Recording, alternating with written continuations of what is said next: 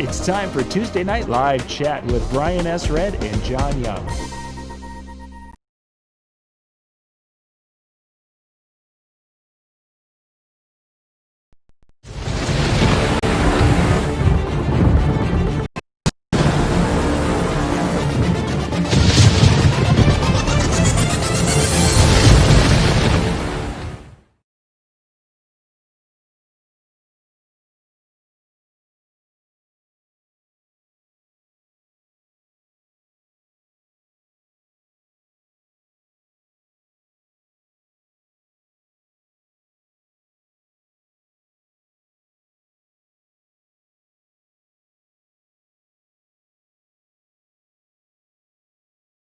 Guys, because when I let go, we are live. Hey, good evening and welcome to show number 2 tonight. That's right. Jay Brannan, Brian Red. Yeah.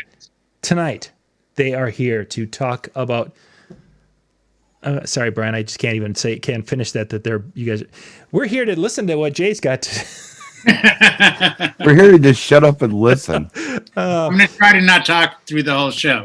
No, I did a video today about some of the stuff that we're going to be talking about. So if I don't get a word in for the end of the show, you can just watch post. That Yeah, you can post the link. I love waking up and being the first view, by the way.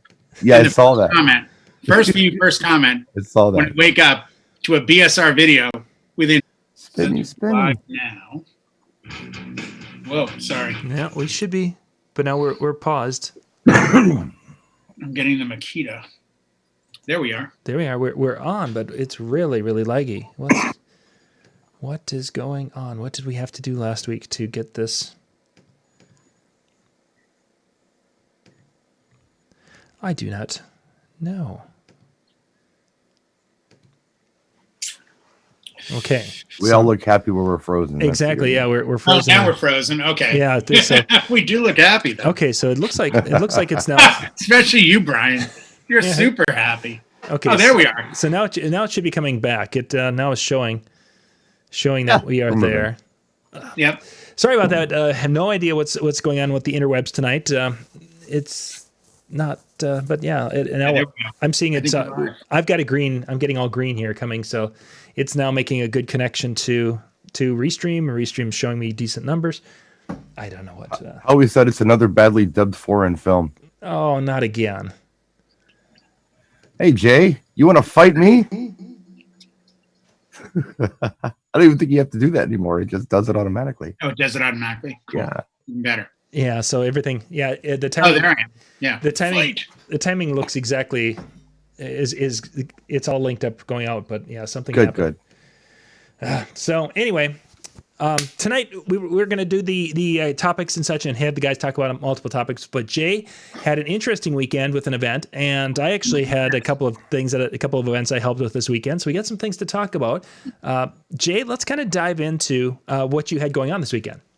Okay, so quick backstory: got hired in February, do a wedding in June, which at the time made sense. March lockdown, late April, I email the bride and say, hey, just checking in, seeing how you're doing. She goes, we're good. We're on track. Okay. May rolls around. Hey, how's it going? Want to see where you are with music, and if we need to change anything, let me know now. And she says to me, second week of May, we will make a decision June 1st.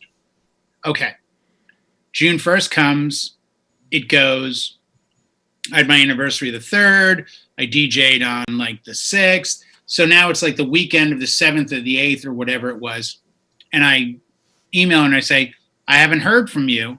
And right before I do, I get a hit on Venmo. The final balance is paid. Mm-hmm. So to me, we're a go.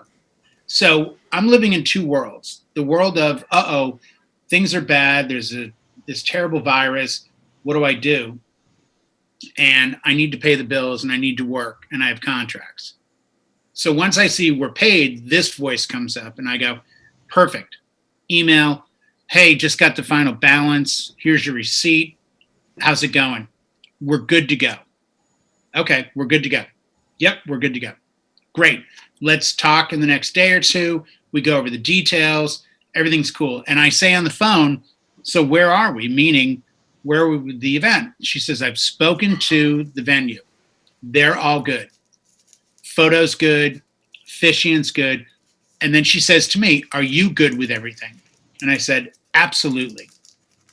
I am exposed to some older people, so of course I'll have a mask, hand sanitizer, the microphone on the stand, I'll bring extra windscreens, the whole 9 yards. Sure. She says, oh, I don't think don't worry about that. It's a lot of younger people and they just want to cut loose. Oh, okay. Well, that's cool too. She goes, it's mostly family and friends. We have lost probably 40 or 50 people that aren't going to come. Okay. So the 150 guest count, I'm like, what is it now? Like 40, 30, 50? She goes, it's around 120. I'm like, 120? That seems high. Yeah. She goes, well, probably 120 for the ceremony, maybe 115 for the reception. I'm like, okay. And this is where I think people on Facebook got upset with me. They're like, well, these numbers, they don't make sense.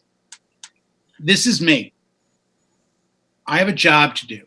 I have a contract. I have an obligation. And I'm going to stand for my contract and my obligation and do the job that I said I would do. Sure. So when she says 120, I say, okay. And we're good with that. Yes, the venue said they've checked. We're good. Okay. Sunday, I show up. I haven't done a wedding since February, so I show up 3.5 hours early. I have 2 lights, by the way, and 2 setters. But I'm so in my head, and by the way, this was I think Brian knows, you don't know, John, this was the 7 introduction wedding. Okay. There was 7 couples, 7 songs. And I'm like most of us, I want it to be perfect. So I had to do edits and samples and loops and cuts, and I wanted it to be perfect. Sure. But I get there and I walk in and I say, I have a mic on a stand. I'm doing this for COVID. And as people are coming around me, I'm noticing no masks. People are being kind of distancing as far as, hey, how's it going? I'm like, good, how are you? Like, I'm not shaking hands with anyone until I get to the groom. Groom is a Marine in uniform, 2 of the groomsmen in uniform. And I see him and I'm like, hey, nice to meet you. I'm your DJ Jay. And he comes right up to me with a handshake. And I shake his hand. And I'm literally talking to him like the behind the back scratching while I'm getting hand sanitizer out of my back pocket, trying not to, Obvious, yeah. The group starts to arrive and they're a little standoffish from each other, but we're not talking, everybody's 6 feet. And I look at where they're sitting and they're pretty much all sitting together. And we get through the ceremony and cocktail starts. And again, understand there's probably 85 people here, of which there's an 18-person wedding party. Then take the bride and groom's family of like 6 or 7 each. Then take the spouse of the wedding party. So you're at like 50 plus of people that are already all together. Now you add the other guests. And as the bride had told me, I've talked to every guest. Everyone's okay with coming. Everyone knows if they want to wear a mask, they can. And there were a lot of people wearing masks. But as the night wore on, it became a wedding. It just did. The video that I put on Facebook was literally the last 10 minutes of the night. And somebody gave me crap. This guy, Andy, gave me a hard time about, oh, I see you're playing a new track with, Usher. Yeah. The bride's dad is a retired San Bernardino police officer. He's also a retired 30 or 20-year DJ, like 1200s back in the day. He quit DJing in 94 when he became a cop. So I had said to the dad and the bride, hey, why don't you get on later? Like, wiki wiki. And he did. And that was the track he wanted to play. So I had a good dance floor of just the wedding party and the family. And I'm like, video, 12 seconds. I'll put it on Facebook. And literally people freaked out. They were like, so I think the reality is you wear a mask, you stay 6 feet away, you do everything you're supposed to until you get to the gig. And then it's all bets are off, all rules are broken. The problem that I had with the comments became, I'm not the police. It's not my job. Like if the venue came up to me and said, announce last call, I would say, hey, everybody, last call at the bar. And if the venue said, can you announce it's time to go to dinner? Hey, everybody, if you want to start making your way over for dining.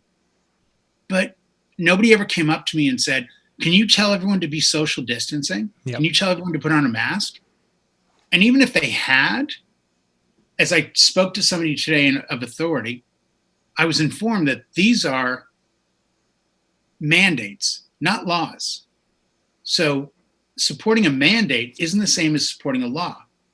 I know off the record that the police were called and they were asked, we're having this event, everything is okay, right?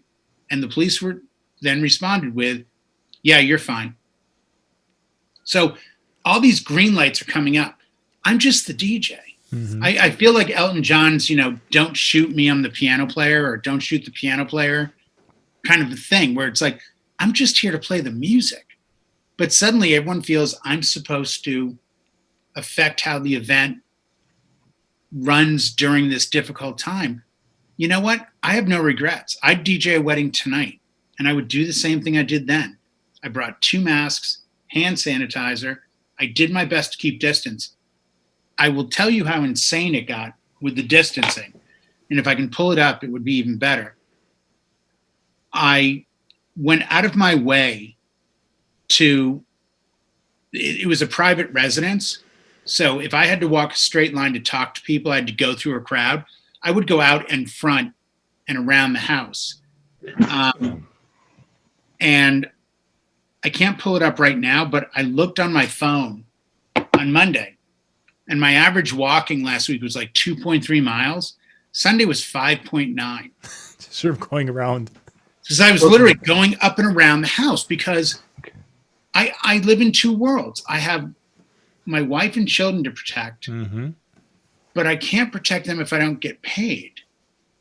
If I had suddenly put on a face shield, a mask, and a hazmat suit, it would have upset the client. Yep. And here's the question that I think is the difficult one to answer. Are you there for you or the client? Are you there for your work or for what's going on? Mm-hmm. Yes, if a boulder was rolling down the mountain, I would have left all the cool Pioneer DJ gear and run for my safety. But I'm playing music for a group. If they want to come out and dance, do I shut the song off? Do I say, hey, hold it, everybody, you're too close? I want to stop you there because I want to do like a thing where you guys both tell your experiences, and then at the end, we go more in depth as to, well, what's up and what do we really have control over. John had some events this weekend. So Saturday was a family reunion, and the idea that most of the guests were above 50 years old, the oldest being in their early 80s. So they were concerned about the social distancing and how to keep everyone safe. It was an outdoor event, which certainly helped. But as the day progressed, the social distancing became less and less. And the argument could be made that it was a family event, which it was.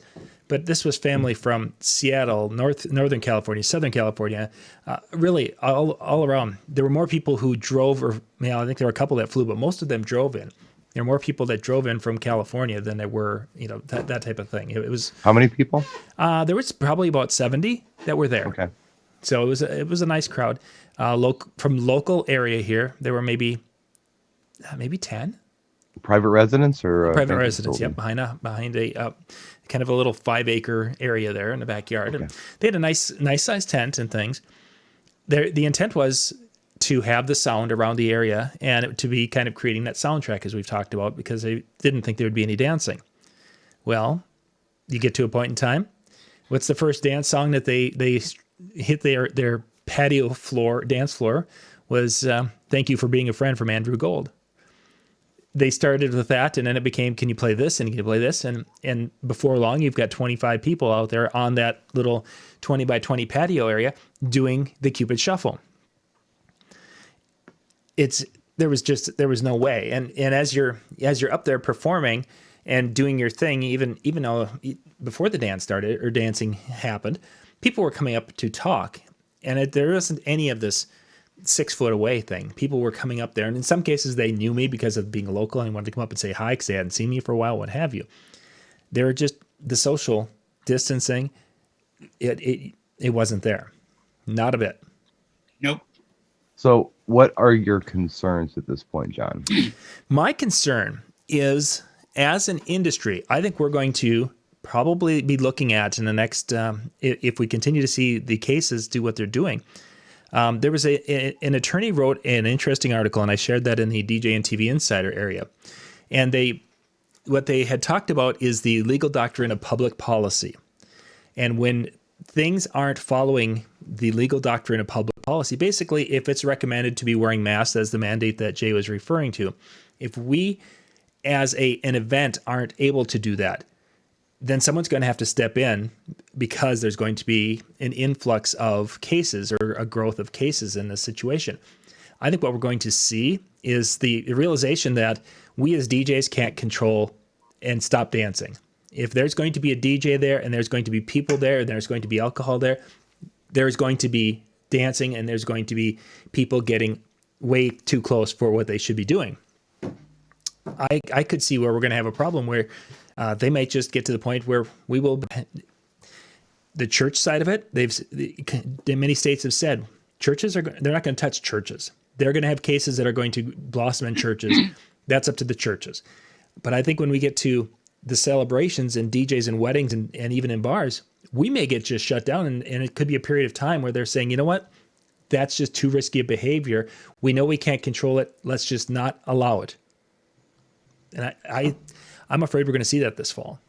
I know the argument here in my state, when we were coming out of the quarantine that initially happened, was one side was saying, we don't need to be told what to do because businesses are going to do the right thing and people are going to do the right thing. We resent being told what to do and being forced to do something.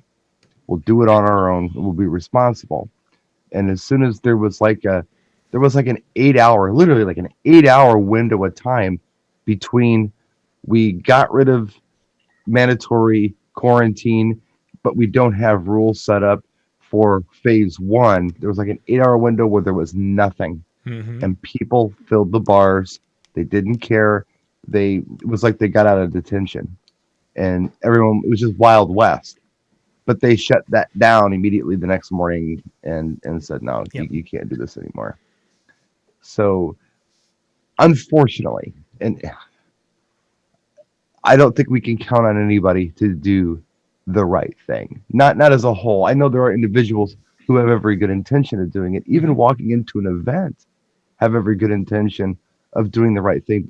Once they see that behavior from others, yeah, exactly. You get to the point where they fall out the window. You forget about, it's like, hey, we're here. Everyone looks healthy, and these are my friends and family. I don't think he looks fine. Yeah. She looks fine. Yeah, exactly. Yeah. The DJ over there, that Jay Brannan guy looks a little sketchy, but hey, you know what? Well, Everyone what else. are you gonna do? Yeah, not everything's gonna be perfect. What's that? Today they had an announcement in the news. I believe it was the LA County Sheriff said, we're not enforcing and arresting anyone for not wearing a mask. The governor has a mandate. It's not a law. Mm-hmm. It's a highly suggested position that the governor has made a statement of. And if somebody comes in legally, that's great, but I'm not going to get into the argument. But the reality is the governor has said, we have to wear these masks, but it's a mandate. It's not this is an absolute and the police will enforce it. So the thing that I think upset people, in my opinion, was one, they're not working yet. And I'm not saying it was jealousy. I think it's just more, damn it, why aren't we working? Mm-hmm. But it was also the fear of working, like, wait a second, this can't be reality.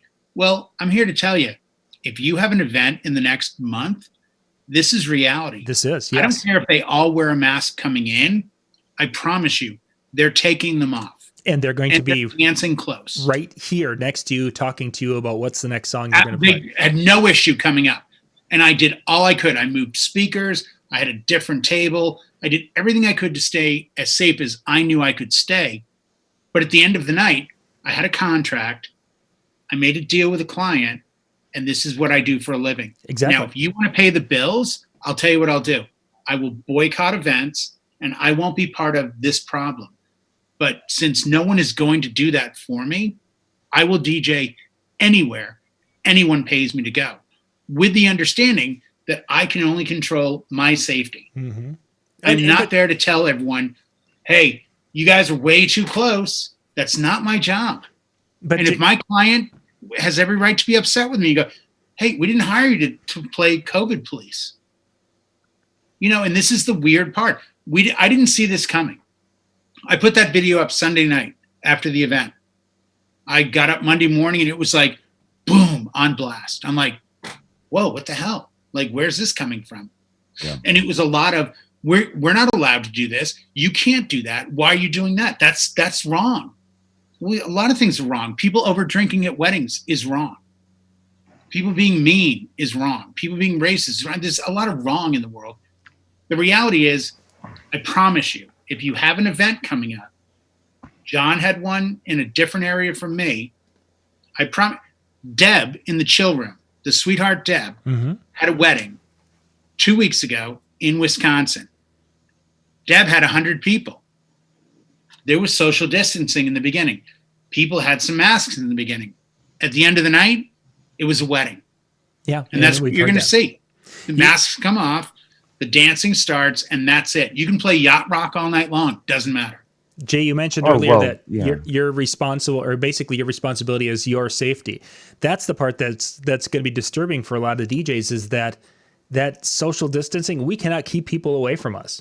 And unless you're going to be up in a crow's nest somewhere, they are going to come up to you and they're going to want to engage and interact. And they, stay back, have that broom, that 6-foot broom, and push it. That's not reality. We're not going to be able to do that. I'm going to start utilizing an app called DJ Request that I found that looks amazing. Yeah, it's instantdjrequest.com. I heard it's pretty impressive. What is it? Did I say the name wrong? Instantdjrequest.com. That's the app I'm going to start using, Instant DJ Request. But you know what's funny? And I'll be blunt. Even if I had downloaded it and had that and got on the mic and said, hey, everybody, use this. Go to this. You know what? After the 18th beer, the bridesmaid is still going to run up to you. So the reality is, don't worry about how to keep them 6 feet away. Worry about what to do when they're 6 inches away, because they are running up. Yeah. And for those of us that are male DJs, bridesmaids and other women at events have no issue running up to you to request a song. I was none. I was looking at some of the comments on the video I made today about your situations. And a few people chimed in on one thread. One of them was Jim Cerrone. And he was saying the real fun part here is when people decide to try to sue the DJ because they caught something at the event because the DJ made them dance. And that sounded ridiculous to me for a minute. But then I'm thinking about this Trump rally that happened over the weekend. Yep, Saturday. And if I saw this right, they had people sign waivers that we will not sue if we caught COVID-19 at this event. Correct. They signed those waivers before walking into the building. If that's something that they felt like they had to do at a political rally, where are we at here? Would you like me to change the direction of the DJ industry forever in one statement? I did a holiday party and I still do it. And I won't go into grave detail, but I will suffice to say, of the couple, one of them is a big lawyer and one of them is a now retired federal judge. And as I've told you, told me this, yes. Yes. Every year I would say to the judge, who would always say to me, no, it's blank, call me blank. And I would say, hey, Your Honor, I want to ask you my yearly legal question. And one year, I believe 2015 or 16, I said, if somebody falls down and gets hurt while they're dancing at a wedding or an event like this, can they sue me? Laughing. And she said, oh, yeah, of course they can. They wouldn't have been there if you didn't play the music. I go, you're kidding. She goes, no, but they'll also sue whoever made the dance floor. and the guy that gave them the drink, and then the hotel or venue they're in, And the and shoe then probably the manufacturer. artist that made the song. Yeah. And she goes, this is the issue of legalities and, getting people into this situation. Will it go anywhere? No, it won't, because it will be squashed early on, but they'll at least get the ball rolling, and it'll be a settlement or your insurance. Or she's like, this is just the world that we live in. You can go after everybody. If you fall down tomorrow in front of your house, you're not going to sue you. You're going to sue Milwaukee and the guy that poured the concrete and the people that founded the city and Jeffrey Dahmer's grandmother, because she may have had something to do with it. Like, this is the insanity. He was in West Dallas, by the way. Yeah. Do I honestly believe anybody, and you could, because I think you can legally sue anyone, but to Jim Cerone's thoughts, do I think we're on the hook for this? If we are, then everybody that's watching this, and right now there's 78,000 people in the chat room. Right. Everybody watching, I'm just telling you, go get another job. Because guess what? This is the new reality.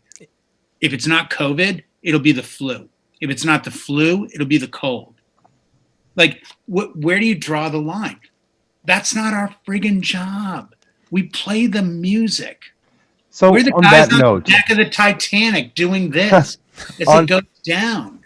On that note, I mean, I think we've established, and I think everyone agrees here, that not only do we not have the authority to be the social distancing police, but it's not even policeable.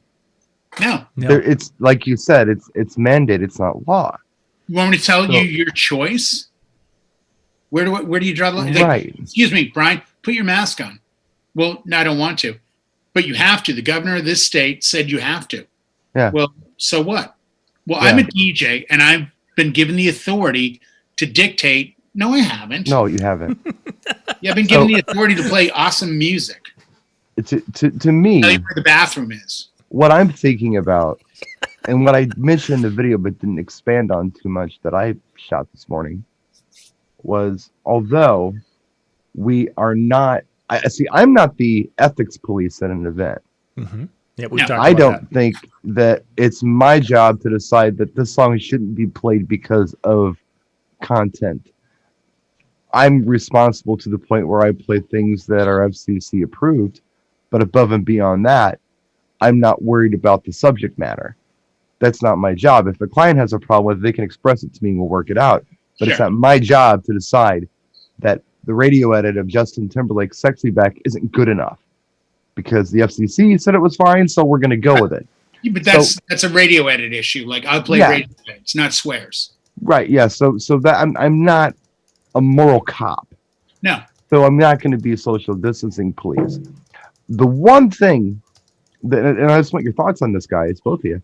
The one thing that I feel like that we do at events is we are the people who are helpful and try to do things like organize things like the structure of the event.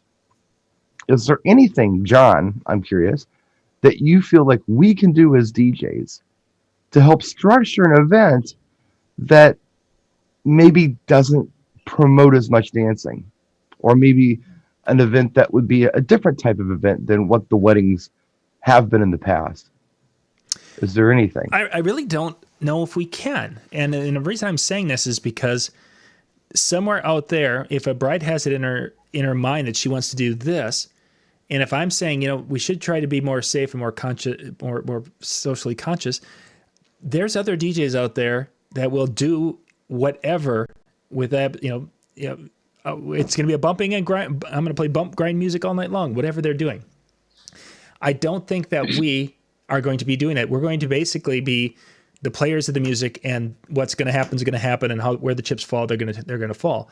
Yeah. Unfortunately, because of that, we don't have the power to stop it. We don't have the power to direct it into a safer manner. We're going to become potentially victims of, people aren't wearing masks, and we've got this thing going on. We've got to shut down all indoor gatherings here for the next 2 months. Right. That's what I'm hugely concerned about. Or, Jay did a wedding on Sunday and he gets that call and says, "Hey Jay, one of my bridesmaids, she came down with it, and I think she came up and talked to you a few times." And Jay's like, "Oh yeah, she was a nice young lady who requested this really great Huey Lewis song, which I'm glad I played because it made the dance, and people just really loved that." I played "If This Is It" because obviously that's where we are right now. Exactly. But I digress. She was there, and now here's Jay in a position where he's now found out that he should be quarantining himself because he was next to where I would. And how do you handle that? There's just so many variables. We're in a tough spot. I'm going to show this real quick, live time. I had a bride today who texted me, who's getting married at the same venue where I did the wedding on Sunday. Mm-hmm. And she said something about the contract. And I said, "Yeah, I'm really sorry. I was really busy. Had a wedding at your venue on Sunday. Went great." She's like, "I'm so happy to hear that. Were they able to do most things normally or just less people?" ? Yeah.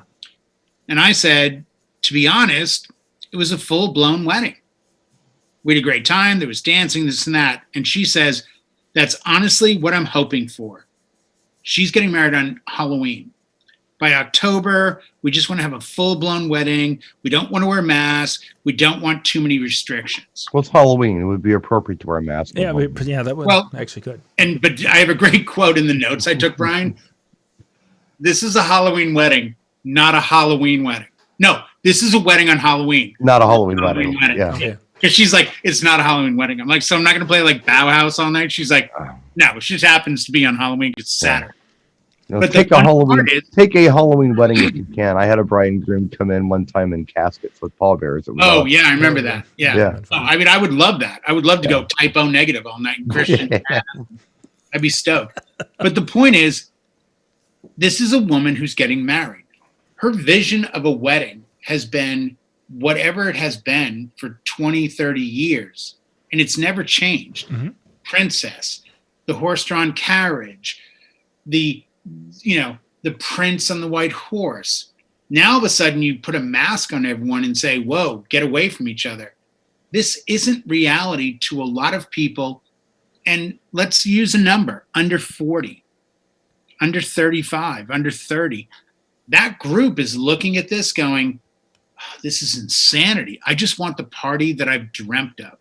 So I don't think the issue is, are we even the police? I think the issue is, if you have an event, this is exactly what you're going to deal with. Mm-hmm. For sure. Because they're not going to change. Yeah, but to John's point, if it gets to the point where there are problems and there are spikes and the healthcare system's strained, we got nothing. Yeah. Oh, no, I 100%. Now, the only thing is, I don't know if I mentioned, the wedding Saturday, the wedding on October 31st, in fact, every wedding I have through November, with the exception of one in August, is outside.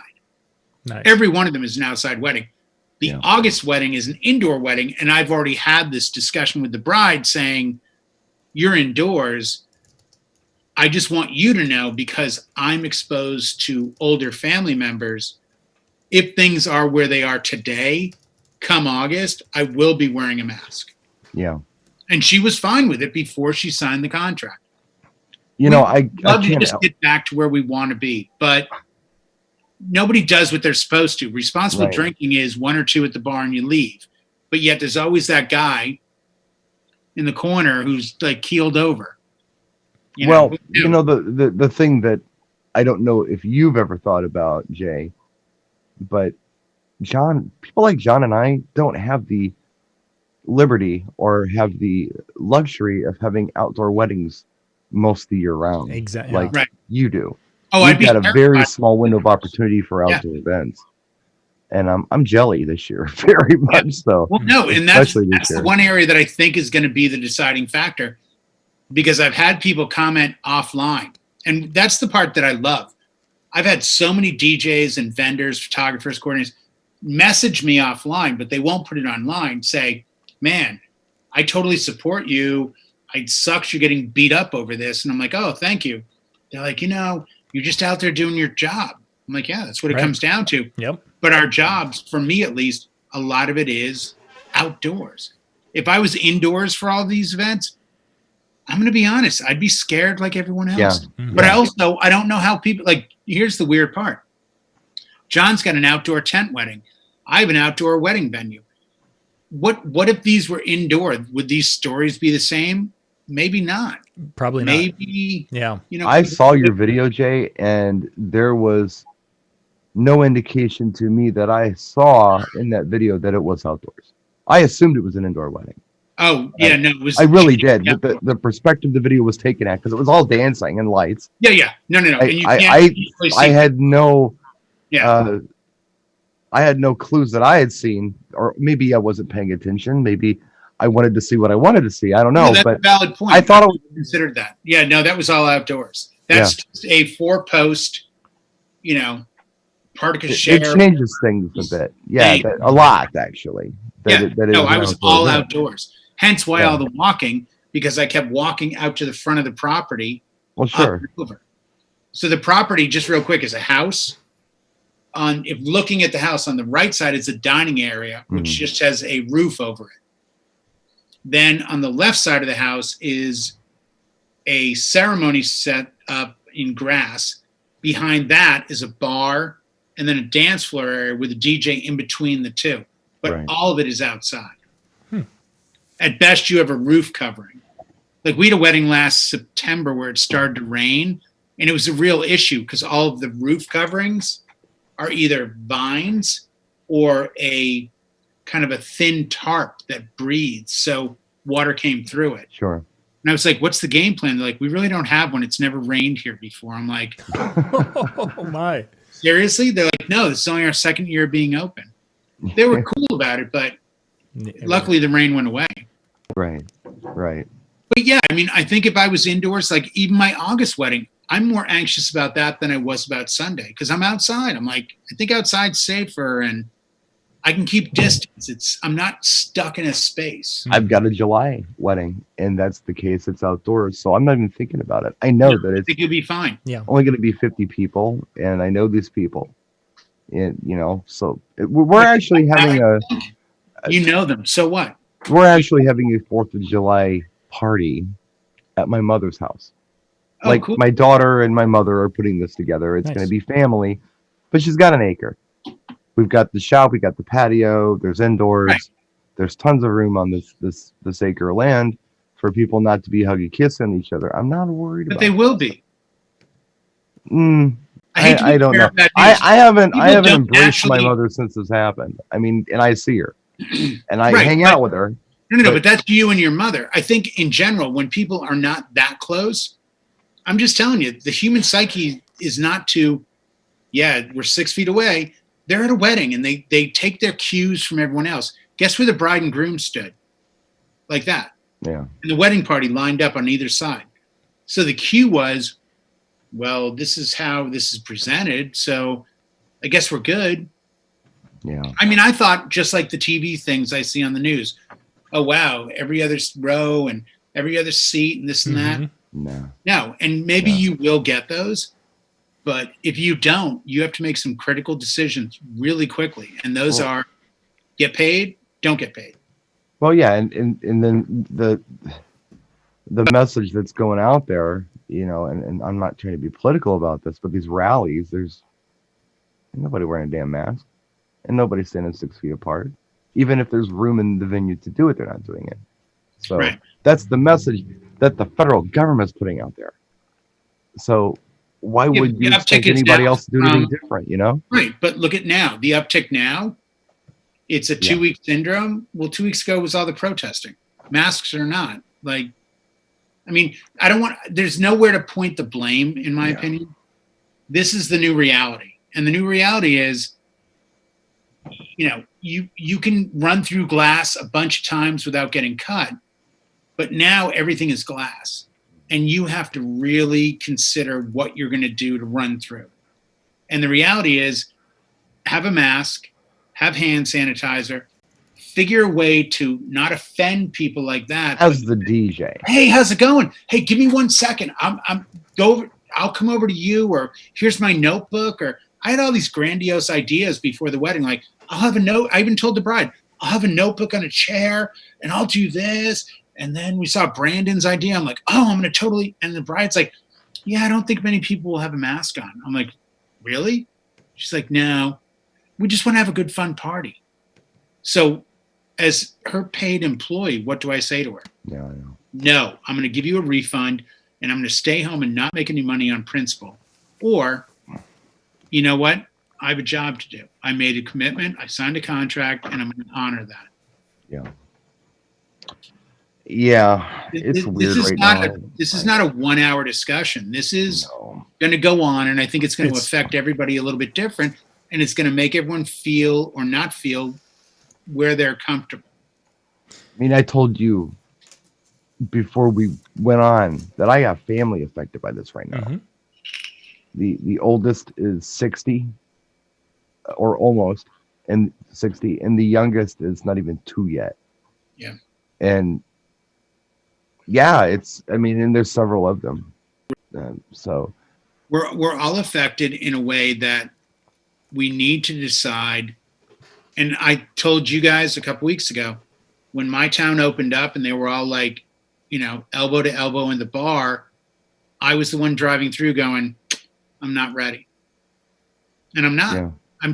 I went out with my wife last week, went to a couple places in Old Town where you've been, Brian. And you're sitting there having a drink and there's people talking to you and this and that. We walked away and I just shook my head. I'm like, I don't feel good about this yet. I really don't. This isn't comfortable. Yeah. But when it comes to a paying gig, you know what? I'm going to have to suck it up because I need the gigs with the pay more than I need to sit back and say I'm not comfortable. So we've all worked with a broken leg or a bad headache or whatever we had at the time. I mean, you've done single op weddings within a month or two of you having a stroke, for God's sakes. Like, this to me becomes one of those challenges.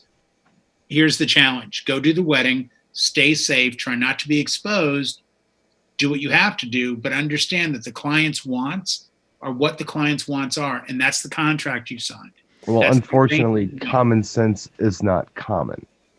And Nor is that it in the goes for contract. party goers, and that also goes for DJs, unfortunately. And Yeah. I'm not trying to be the bad guy here, but some of y'all, come on, do some common. Not going to change, Brian. A couple drinks, they're out there on the dance floor, and all of a sudden they're running. No, I know. Common sense is not that common. John, you were going to say something. So there's people out there who are listening to us talk about this, and as Jay, you're talking about, that we got a job to do. Let's take it from the perspective of those people who are physically unable to take these kind of risks, and yet, as we're talking about it, we're kind of almost saying, this is the job we do, and if you need to take that, I don't think there's any shame in someone who has a compromised immune system, for one thing, saying, you know what, we're seeing the people don't stay away, that this happens at these events. I can't do it. I just can't be part of it. And I don't. Oh no, I 100% agree with you. But the whole point of this, my video, and I just did another video for YouTube, was to say, I'm sorry if this makes you uncomfortable. This is the reality.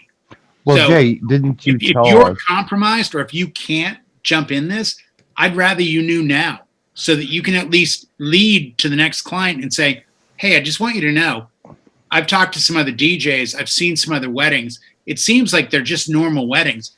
But you need to understand, for me, if you want me to be the guy that signed the contract, I have a compromised immune system. I have issues. I'm going to be wearing a mask. It'll be cool. I'll even get one that says you and your husband's name on it, but there will be a mask because of this issue. I don't think that's an issue. It'd be like having handicap parking, in my opinion. Didn't you tell us, like, before you told us any of this other stuff, when you were in the process of putting this together, the client said, are you good with everything? Yes. So yeah, I think I knew going in.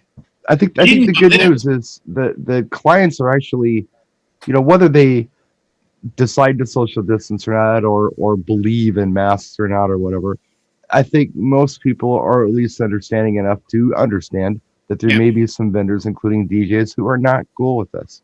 No. So, and but I think we all tend to be and society shows us this on a daily basis. Guy and a girl get in a fight. What do most people today do? Step back and film it. Step back and wait for someone else to jump in. That's kind of where we are in the world of weddings as well. You get to the wedding, and in your brain you say, COVID-19 is still an issue. I have to be careful, social distance. You walk into the venue and someone runs over. Oh my God, John, so great to see you. Mm-hmm. And they give you a hug. Yep. And it's on like Donkey Kong. Like, you're in. Like, this is the way it's going to happen. So go ahead. No, Joe in the chat room says, can some kind of liability release be added to our DJ contracts? And I'm not a lawyer. Neither am I. Nor do I play one on TV. But I'll tell you this: You used to. even if you were to add something like that to your contracts, only the people who sign it are going to be bounded to, to it. And good luck with getting that done with an event. I can't imagine that we're liable for any of this in respects to this is what happened because the DJ did this. Yeah. Well, if that's again, a concern, talk to your legal counsel and say, how am I protected? And they'll probably tell you the best way to be protected is to no longer DJ public or private event. Yeah, you does not. And by the way, one thing that I did notice looking up the word mandate, it has to do with public. These are private events. Right. Yeah, guess what? They're at a public place, though. There's the thing. And that's why you're seeing a lot of couples right now, in the chat boards that are out there, what's your plan B is the discussion. And it's like, hey, if I can't do it at the venue, we're doing it in the backyard. Well, I did it at a venue that's technically a public venue, but primarily a private residence that offers rental for weddings. Mm-hmm. So they're a private residence. That's where it gets even more sketched because now I'm at someone's home. Don't you have a barn that you do a similar thing at, John? Yeah, there's numerous barns and farms and different things. And really, once they hang a shingle out saying that, hey, we do things here and accept money, they become a pseudo-public space. Pseudo in that you can hire them. They can be hired and they can be sued as a public space and mandated or controlled as a public space. But again, I think and that's a great point about the lawsuit issue. This is where it's not only gray, but it's like white, black, green, yellow, blue. Exactly. Yes. Like, we all want to do the right thing. We all want to be safe and sound. But I just want to express from my experience over the weekend, guess what? A wedding is a wedding. I know you want to think that it's 3 people to a 8-person table and masks and hand sanitizers and gloves, but it's not. It won't Once be. people Exactly. arrive, Yep. It's a wedding. And they do what they do at weddings. So I just want people to leave this video, mine and Brian's and my comments, just be prepared. If you're not down with it, get ready. Talk to upcoming clients and set up some ground rules and say, this is what I'm seeing out west or up north or wherever. I am going to be wearing a mask. But here's the other catch. When you show up and there's 65 people around you, and you're the only one with a mask on, let me tell you, your brain suddenly goes, no, I want to be part of the group. Mm-hmm. Maybe I shouldn't be wearing this. and you can say in the chat room or anywhere else, no, you're wrong, Jay. No, I'm not, because I was the guy at the DJ at the wedding with the mask who was like, damn, should I take this off? Like, why am I wearing a mask? No one else is wearing a mask. So I tempered. I did okay, no one is near me. I'll go over here. Let me go there. I kept moving around. I walked for 6 miles around the house. But when needed, there was, I'll be honest, there was a few times crazy bridesmaid runs up to you out of nowhere and you get this and you do this right here. And you're like, hey, how's it going? Wait, no, get away. No. It's like, what do you want to hear? Can you play Usher? Yeah, sure. Like, you try to get them away as fast as you can. I think that when I go out there, and I think I'm going to have to, I'm going to make it clear. that I got a freaking buffer zone here. This is my space. Yeah. What you guys do over there, you guys do. But this is my buffer zone. But how are you going to do that, Brian? I'll tell them. I mean, the event I'm doing is. But when you get there, it's so easy to get lulled into a sense of false security. No, what I'm telling you is the event that I'm going to be doing in July. I'm going. Well, to that's tell a them, different event. Yeah, I know these people, and it's like, look, Uncle Brian doesn't need your crap, so stay over there. And this is his buffer zone. You're very lucky. He does. You're very fortunate. Blanca will be the one bringing me a soda pop or whatever. Nobody else come up to me. Forget it. No, nobody's getting in you. But Rico, forget it. No. Yeah, right. Yeah, I got La Vida Loca as my bodyguard. So. But what if it was a regular wedding? How would you? Well, so that's different, and I don't know how it's going to work. But it's doing little things like this. I think for me, and even you doing your weddings that you guys did this weekend, it's your learning experience, and what can you take from this, and what can you change, and what is possible. We know what's impossible. But what's possible? Those are the kind of things that I think are important to think about. What could you do? And I think the only thing, Brian, in your case, if you're going to be doing a wedding with mixed crowd that they don't all know you, as much as we'd have to go back to the old high school things where we roped off an area. I think that would have to really become part velvet ropes. That a person would have to do, because it would have to be, and maybe even a little note on the rope saying, hey, just please don't be offended, but this is something I need to do. I've got this really cool app, scan this QR code and send me a request. I used to get so few requests back in the old days. Now, keeping in mind where I live in the city, and the old halls that have since pretty much closed down in the city, the old polka halls, because we were on stages and people didn't go on stages because it was generally the social norm that civilians weren't allowed on stage. They do now. So they wouldn't come up and bother you. Right. It wasn't the generation of entitlement that we have now, where everybody can go everywhere and there's no consequence. And you can touch people's cars, and that's okay. Are you kidding me? If I touched a car when I was a kid, my father would murder me. Right. This will bother both of you. But the reality is, it's not going to get better. You can put up ropes and signs and apps and everything else. But if what I saw last weekend, which was in all reality a full-blown wedding, I doubt July, August, September, when we've already been through the thick of it, getting worse or not, I really don't think people are going to start showing up at events and go, well, we've learned our lesson now. No, there's an age group. There's a sense of we're out of it. We can move forward. That is going to be next to impossible to get over. It just is. I'm sorry. Does anybody believe in here besides me? Because I do kind of still believe this. If there's something that can be done structure-wise to change things.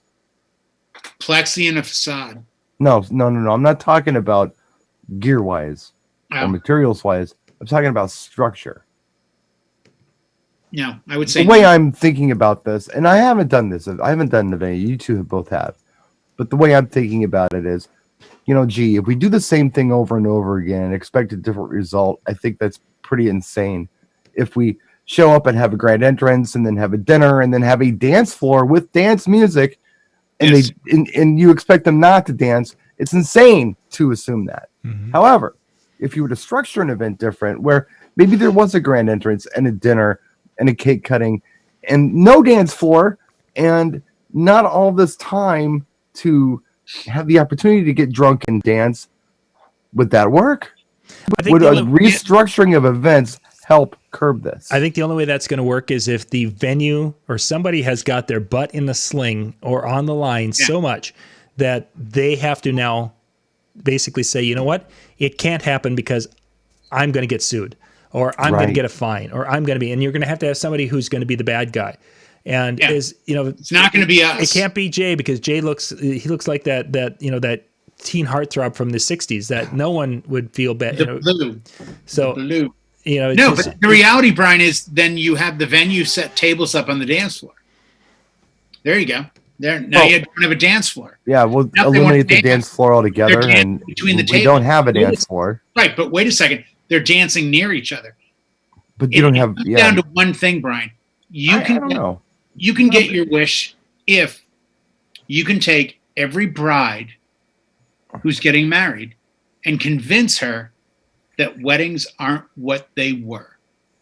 And you're not going to be able to do that. No, I don't got think this you will. Bride's ideology is I have this and the grand entrance and the toast and the cake and the garden bouquet and the big dance party.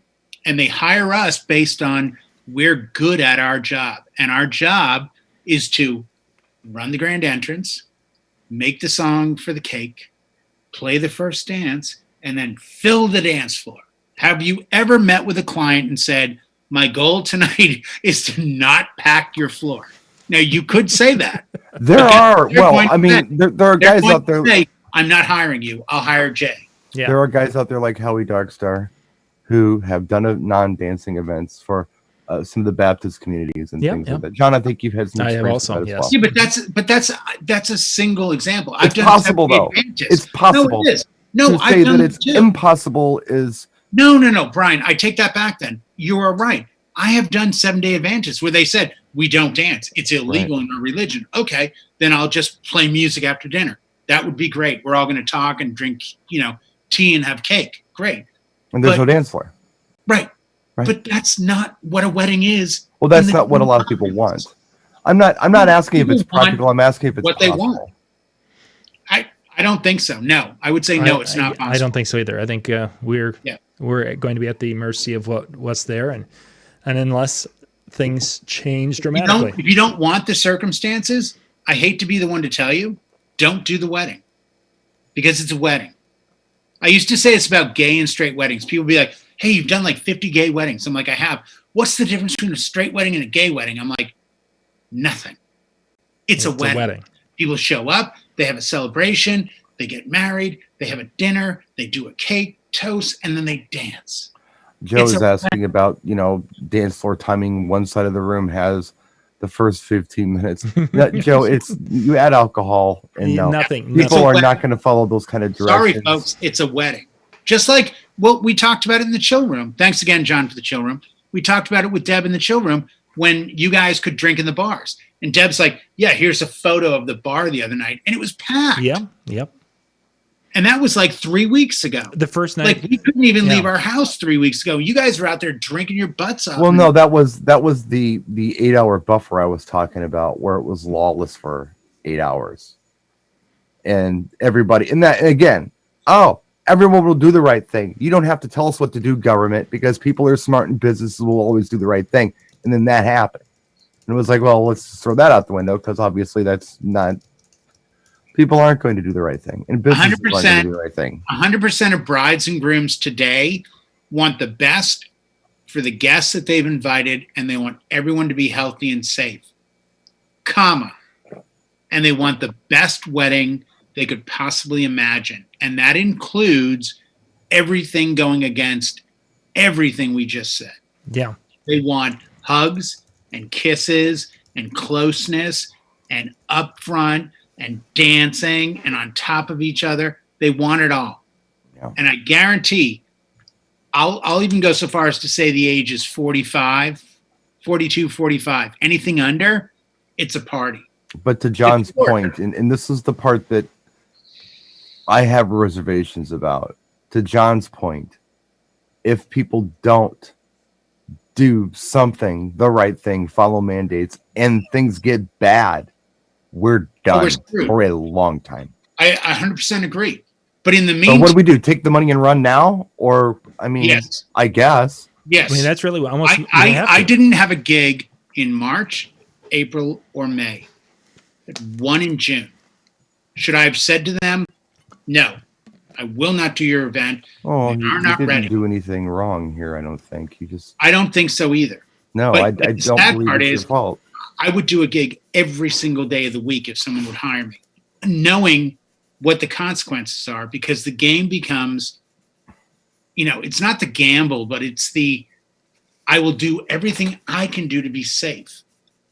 Whatever they do is up to them. It's not my job. You had something, John. I know we got to wrap soon, but you had something. No. Yeah. And Jay, what you're saying there, no matter what you do to keep yourself safe, that's the part that stinks, is it's out of our control. No matter what we do, we're out of control. One other thing I did want to mention before we wrap, though, was last week we had 4 of our DJ brothers and sisters who got a hold of me and are leaving the industry. And I got one that sent a really nice letter, and I'm actually going to do a video talking about that. It's a couple left because of the stress of an industry and not knowing when and if, and they're like, we're done. One has got a health issue, and they're going to find a job that they can do from home, and they had something lined up with that. And then the other that I'll talk, that's the one I want to read their letter but the ones with health issues, they're like, there's nothing, I can't keep myself safe. There's just no way to do it, because they're seeing the pictures from Wisconsin. They're seeing the club pictures from Arizona that came out, and the ones from Florida where these people are, and they're hearing that the 20 and 30-year-olds are carrying the virus and are being diagnosed with it. For someone who's 50 or 60 years old and has compromised immune system, it's a huge issue. It's a huge issue. And I don't, for anyone who makes that decision, I applaud you for making that decision to step away, because you've got to do what's right for you, and you've got to do what's right for your family in the long term. And as we kind of close this tonight, if Mike Walter, as an example, who lost his father to COVID, if they would have known that there would have been a way that they could have done something to protect themselves even more and protect him from catching the virus, they would have done it. Right. Of course. And it's just that who would have known at the time how quickly it would have gotten to his family and Brian's family down in Arizona who are running into it. If they just go through, and there's some of the, most of the people who get it are go through, they feel sick, they come out of it and everything's fine. If that's the case, so be it. But if something bad happens, they're going to be, the idea that they would have done anything to avoid it is going to become reality to them very quickly. Yeah. So we're DJs that played events. It never in my 27 years of having something to do with this business has it ever been an issue of I have to make life and death decisions whether or not to get paid. Not once. And it still sucks. And if somebody had said to me, Sunday, I'll pay you the money, you don't have to do the event, I probably would have taken them up on it. Because I would have looked at it as I'm taking a risk. But once I got there, I realized I'm taking a risk for my family, but I have to. I have to get paid. I have to work. Yeah. That's the thing. I felt like a coal miner or someone working at a nuclear plant. Like, God Almighty, these risks are terrible, and I don't want to get hurt. But I don't think anybody blames you for doing the job. I felt that on Facebook, to be honest. Well, but it's really easy to sit there and armchair and judge from the it's really easy to do that. Well, you know what, Brian? Since Sunday, starting yesterday, I started this for the first time ever in my life. I just said, you know what? I'm going to try this. I'm going to have a beer if it gets me through. The first time ever. Yeah. First time ever. Yeah. Well, gang, we're going to wrap things up tonight. We've gone a little over our schedule for this evening, but thank you for being with us tonight and hanging out in the chat room. I apologize for the out of sync thing.